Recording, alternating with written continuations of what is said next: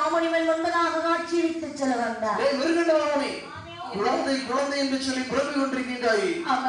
அதாவது சொன்னால் கேட்க மாட்டாய், ஆகவே சொல்லுகின்றேன் கேள். என்ன சொல்லுகிறீர்கள்? உனக்கு 2 விதமான குழந்தையை தர வேண்டும் என்று சொல்லி நினைக்கின்றேன். சரி, அந்த 2 விதமான குழந்தையை சொன்னீங்களே சுவாமி, அது எப்படிப்பட்ட குழந்தைகள் கொஞ்சம் எடுத்து சொல்லுங்கள். ஒன்று 100 வயதுடைய குழந்தை. அதாவது 100 வயதுடைய குழந்தை என்று சொன்னால் 100 வயது வரைக்கும் இருக்குமே. ஆனால் அந்த குழந்தையாகப்பட்டது ஒன்று நொண்டியாகவோ சப்பானியாகவோ குருடாகவோ செவிடாகவோ மாந்தனாகவோ இருக்கும். ஏதாவது